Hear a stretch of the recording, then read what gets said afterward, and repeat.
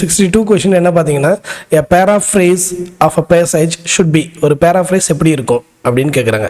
முதல்ல paraphrase-னா என்னன்னு பார்த்துக்கலாம். paraphrase-னா என்ன அப்படின்னா நார்மலாக ஒரு போயம் கொடுக்குறாங்கன்னு வச்சுக்கோங்க. இது வந்து ஒரு 10th கொஷின் 9th 10th இந்த கொஷின்ஸ் இருக்குது.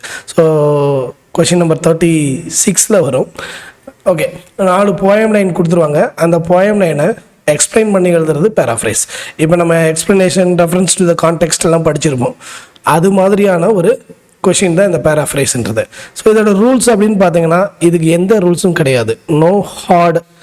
இதோட ஆன்சர் என்ன அப்படின்னா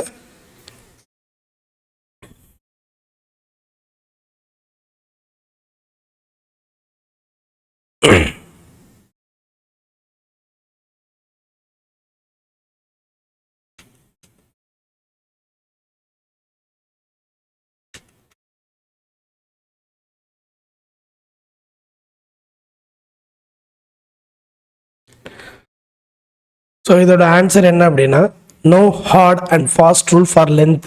பேராஃப்ரைஸ் இப்படி தான் இருக்கணும், இவ்வளோ தான் இருக்கணும்னு சொல்லிட்டு எந்த ஒரு ரூல்ஸுமே கிடையாது. போயம் லைன்ஸை டிஸ்கிரைப் பண்ணி ஒரு பேராகிராஃபாக எழுதுறது தான் இந்த பேராஃப்ரைஸ். நார்மலாக சொல்லணும்னா these lines are taken from the poem அப்படின்னு சொல்லி ஸ்டார்ட் பண்ணுவோம். ஸோ இங்கே வேறு என்னென்ன கொடுத்துருக்காங்க அப்படின்னா specific length compared to the original passage அப்படி கிடையாது. இது சம்மரி ரைட்டிங் கிடையாது. ஸோ அதனால் இது வராது. அடுத்து பார்த்தீங்கன்னா மச் ஷார்ட்டர் தேன் ஒரிஜினல் ஃப்ரேஸ். இதுவும் சம்மரி ரைட்டிங் தான். சம்மரி ரைட்டிங்கில் அந்த ரஃப் காப்பி ஃபேர் காப்பி எழுதும்போது பார்த்தீங்கன்னா இந்த மாதிரி ஒரு ரஃப் காப்பி ஒரிஜினல் சைஸை விட சின்ன ஸ்பெசிஃபிக் லென்த்தில் இருக்கணும். இந்த ரஃப் காப்பியை விட ஃபேர் காப்பி ஷார்ட்டாக இருக்கணும்.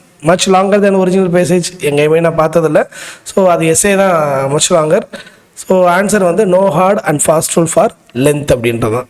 நான் ஏன் எக்ஸ்ட்ரா இன்ஃபர்மேஷன் உங்களுக்கு கொடுக்குறேன் அப்படின்னா ஸோ இதுவும் ஒரு எக்ஸாமுக்கான ப்ரிப்பரேஷனாக உங்களுக்கு இருக்கும். இது வரைக்கும் நீங்கள் இதை கேள்விப்படலைன்னா இது ஒரு எக்ஸ்ட்ரா இன்ஃபர்மேஷன் உங்களுக்கு யூஸ் ஆகுன்றதுக்காக தான்.